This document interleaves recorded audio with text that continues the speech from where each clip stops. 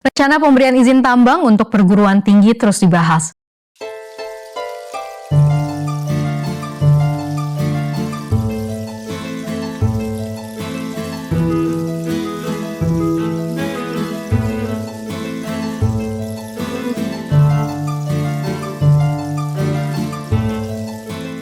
Balik DPR RI mengusulkan memberikan hak pengelolaan wilayah pertambangan kepada perguruan tinggi. Hal itu tertuang dalam draft revisi Undang-Undang Minerba yang disepakati sebagai usul DPR.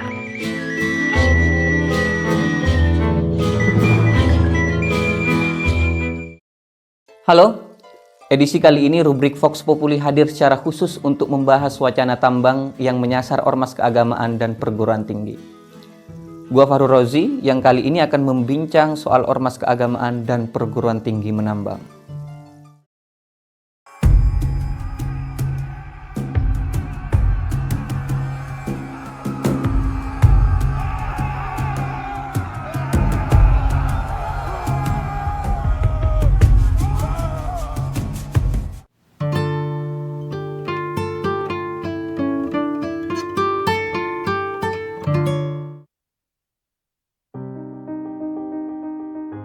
Perkara tambang emang seringkali jadi persoalan yang tak berkesudahan, mengingat keberadaan aktivitas pertambangan kerap memicu konflik horizontal, persoalan lingkungan, bahkan memicu kematian.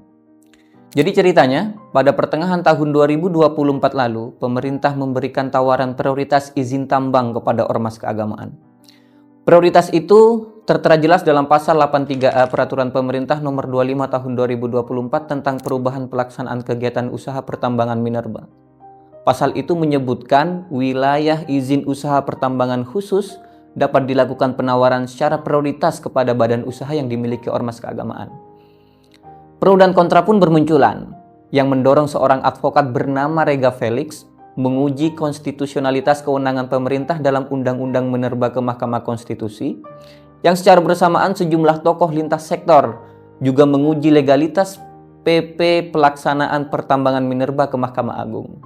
Bahkan belum usai polemik ormas menambang dalam diskursus ketatanegaraan kita, kini wilayah izin usaha pertambangan juga menyasar perguruan tinggi. Wacana itu mengemuka dalam pembahasan rancangan perubahan Undang-Undang Nomor 4 Tahun 2009 tentang pertambangan mineral dan batu bara. Dari draft sementara, RUU Minerba itu berisi ketentuan pemberian wilayah izin usaha pertambangan dengan cara lelang atau prioritas untuk badan usaha, koperasi, perusahaan perseorangan, organisasi kemasyarakatan, dan salah satunya adalah perguruan tinggi. Prioritas pemberian izin kepada perguruan tinggi disematkan dalam pasal 51A. Bedanya, kali ini revisi dilakukan langsung pada tataran undang-undang. Artinya tidak sekedar revisi peraturan pemerintah seperti pemberian izin usaha tambang kepada organisasi keagamaan. Dalam sistem hukum yang berjalan, seharusnya pemberian izin tambang didahului dengan penawaran secara prioritas terhadap badan usaha milik negara ataupun daerah. Lantas, bila memang tidak ada BUMN maupun BUMD yang berminat, baru izin dapat diberikan kepada badan usaha swasta melalui skema lelang. Dalam polemiknya saat ini, Martin Denise dalam opininya di Kompas memberikan ilustrasi menarik tentang posisi perguruan tinggi dalam dilemanya dengan industri pertambangan. Ia bilang begini, bayangkan perguruan tinggi seperti mercusuar yang berdiri tegak di tengah lautan kegelapan, menuntun kapal-kapal yang hilang dalam badai ketidaktahuan menuju pengetahuan dan kebenaran, kini mendapat tawaran menggoda yang berusaha mengganti cahaya itu dengan lampu sorot dari tambang yang berkilauan. Dalam konteks ini, gua akan memotret dua hal penting tentang wacana pertambangan yang terus memicu persoalan yang tidak berkesudahan ini. Pertama, apakah konstitusi kita menghendaki adanya pemberian tambang dengan sistem prioritas terhadap kelompok masyarakat dan lembaga pendidikan? Yang kedua, bagaimana konsekuensi logis yang diciptakan bila mana ormas keagamaan dan lembaga pendidikan diberikan mandat secara prioritas dalam mengelola industri pertambangan terhadap tatanan demokrasi ke depan? Dipotret dalam kacamata konstitusional, perlu dijelaskan bahwa mineral dan batu bara sebagai salah satu sumber kekayaan alam yang tergandung dalam bumi Indonesia merupakan sumber daya alam yang tidak terbarukan, sehingga keberadaannya harus dikuasai oleh negara dan digunakan untuk sebesar-besarnya kemakmuran rakyat. Hal ini tentu sejalan dengan amanat pasal 33 ayat 3 Undang-Undang Dasar tahun 1945. Makna frasa dikuasai negara telah mendapat penafsiran konstitusional dalam sejumlah putusan MK, di mana rakyat secara kolektif dikonstruksikan dalam UUD kita memberikan mandat kepada negara untuk mengadakan kebijakan, tindakan pengurusan, pengaturan, pengelolaan, dan pengawasan untuk tujuan sebesar-besarnya kemakmuran rakyat. Persoalannya saat ini, bagaimana jika ormas keagamaan dan perguruan tinggi menjadi adresat yang diprioritaskan untuk menjadi badan usaha pengelola tambang? Pasalnya, jika merujuk pada pembukaan UUD 1945 sekalipun, NKRI didirikan yang tujuannya untuk mewujudkan kesejahteraan umum tanpa adanya tendensi kepada kelompok, entitas, dan golongan tertentu. Kita tahu ada banyak sekali kelompok masyarakat dan kelompok profesional di luar ormas keagamaan dan perguruan tinggi yang memungkinkan keberadaannya mempunyai badan usaha serupa untuk terlibat sebagai pelaku usaha dalam aktivitas industri pertambangan.